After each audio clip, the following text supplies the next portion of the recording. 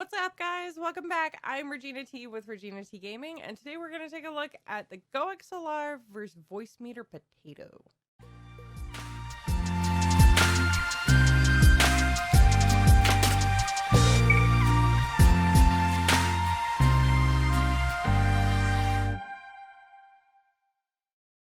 So there is a couple of really unique differences between Voicemeeter Potato and, of course, Voicemeeter Banana, which is their other version, as well as the GoXLR. Now, the GoXLR is completely separated.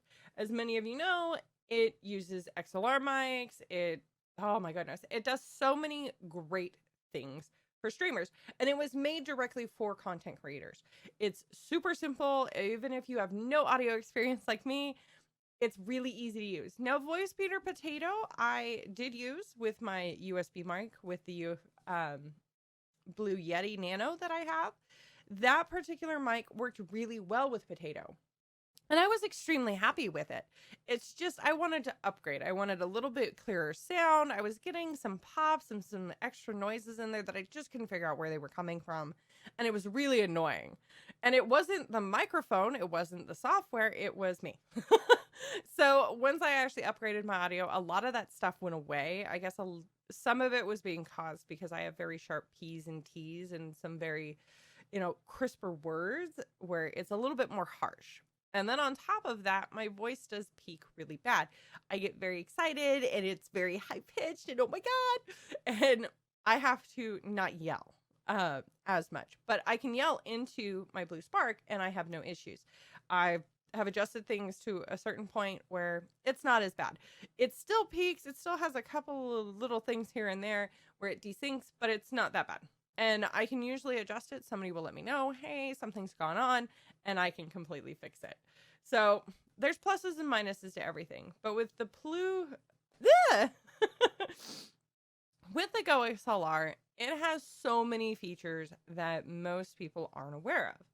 And I don't think that's necessarily what they were going after. It just so happens that as you get used to the software, because it's an app on your computer, and then of course you have the station itself that you can adjust while you're on stream and you're not looking at programming. After a while, I've actually gotten used to it and I've been very happy with it. The Potato is very similar. It has the extended version. Banana only, I believe, has actually two or three input versions. The Potato has like 5. So with Potato being that extended version, I was able to tweak my audio in order to put it into the different sources to make it so that I could mute something going into my stream and only I would hear it or only they would hear it. It's very similar to what the broadcast stream does through the GoXLR. It just wasn't as clean. And with Voicemeeter Potato, you actually need a little bit of knowledge. So a lot of tutorials, a lot of tweaking and kind of figuring things out and trying to play with it. It eventually got really frustrating. Now, the GoXLR for me was plug and play. I plugged it in, got it into the computer, downloaded the application, tweaked a couple of things, and I was good to go. And a lot of it was just personalization. That was it. But with Voicemeeter Potato, you really can't personalize it at all. It's not what it's designed for. But if you are using a USB mic and don't have, these external components to adjust your audio, it is definitely something I would suggest because you can break apart your actual mic audio from your game audio, from some of your alert audio, your music, if you have music that plays on your desktop like I do while I'm streaming or making other videos. You can separate out those things the same way that you would with a GoXLR. So you can turn them down, you can turn them up. They're not all on the same base. So if you need to mute something so that you can hear something, super easy. It's all based on what you want or need. And honestly, it's well worth it. Now, Voicemeeter Potato, of course, is free. The extra extensions and input type analog thingies that they include, I believe you get 2 of them to start. You can, of course, purchase additional ones, which would be very helpful. I never ended up needing them, but I knew a couple of people who did end up buying them. So you can get those extensions, and it's actually a really cool feature. The fact that you can get those additional components for a really reasonable price is fantastic, because the Go XLRs themselves are about $500. And depending on your budget, not everybody can afford it, which is why I've said before, if your audio is okay with a USB mic, there is no reason to be going out and spending a ton of money on these additional components. I just happened to really, really want them. And that's the thing. I wanted them. I didn't need them. And you need to be able to prioritize those things when you're making content. You need to prioritize what you want versus what you need. And sometimes we have a really hard time breaking those things apart, but that's okay. Every profession has those problems. So with the wants and the needs, I'm actually going to move my mic because I want to move around. So with the Go XLR, the things that I absolutely love with it within the app is the fact that I can save different profiles. With Voicemeeter Potato, I can't. So, or at least not that I could figure out how to do. The Go XLR, I've actually broken it down where my different things and my different settings are based on if I'm playing on my PlayStation or if I'm playing a PC game. Because I don't have the extended version, I haven't bought the Go XLR Mini yet, which I am hoping I will be able to buy here in a few months in order to not have to do two profiles, because then I'll just have everything in one thing.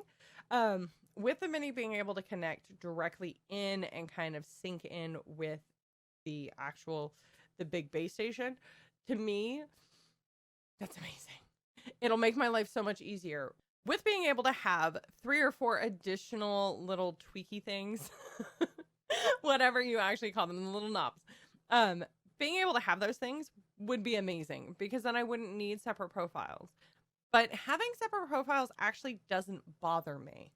I'm able to actually kind of do a couple of different things with the actual effects, which is the voice effects. I, of course, got lost originally and I was tweaking with things I probably shouldn't have. I do use the voice effects while I'm live, and I think they sound hilarious. My favorite one is making myself sound like I'm like 4. And with my high-pitched voice, it kind of works. But not everybody enjoys that. Of course, you can do the robot, or it can sound like you're, talking through an old school radio, like one from the military. Hard tuning to music is one that I haven't figured out how to really use, but I also don't sing, so that's probably why.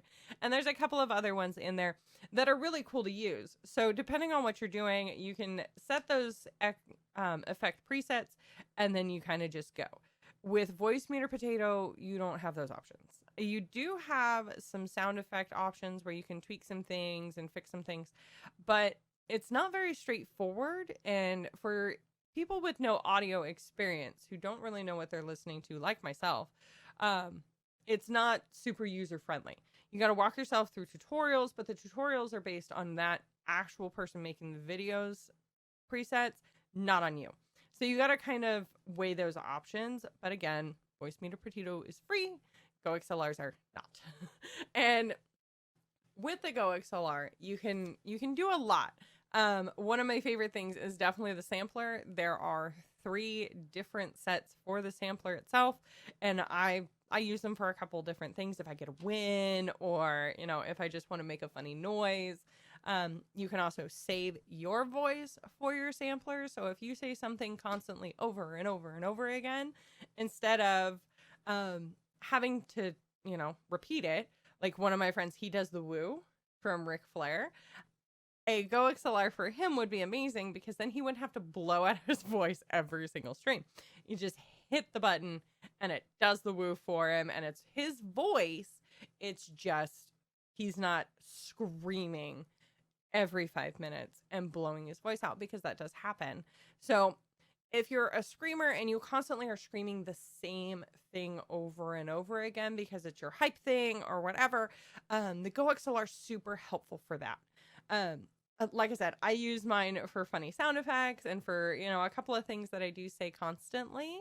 So that's super awesome. Now, the Go XLR does have a lot of mic edits. So I can change the gain, I can change the gate, which I constantly mess with, which I probably shouldn't. the equalizers and all of these audio things. And like I said, I am not an audio guru. I know very little of audio. I have a brother-in-law for that. And if I really, really break it, I can call him.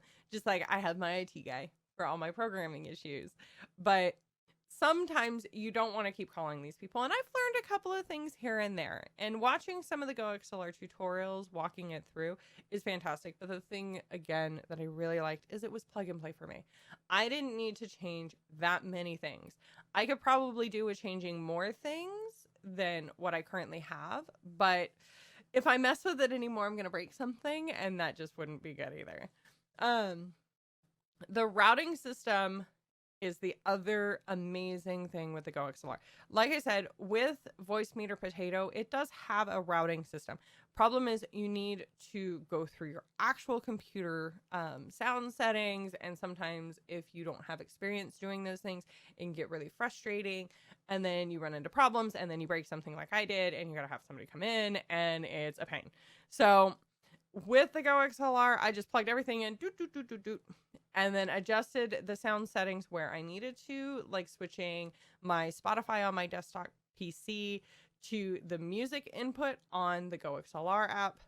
Super simple. With only having 2 input type things for Voicemeeter Potato, because I didn't buy extra ones, it can kind of cause some issues. So you're linking in multiple things into the same source, but that's not always a bad thing either. If you have something that's constantly playing and you want to turn those 2 things down at the same time, you can do that.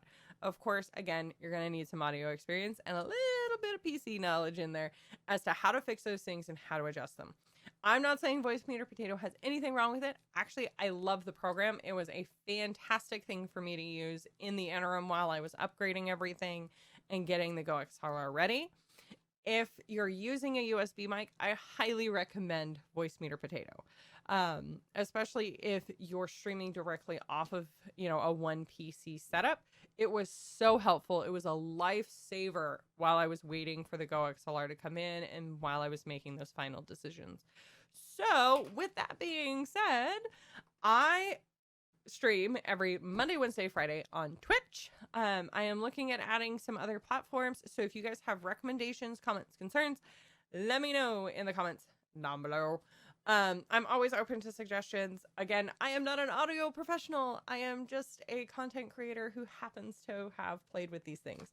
So take it or leave it. You can take my advice. You can leave my advice. Regardless, don't forget to hit like and subscribe on this video to catch more of them. I am working on making sure that I do upload more content. So if you have things that you want me to review or you would like me to see other, do other things, let me know. Of course, keep it clean. So I will catch you guys later. Peace out.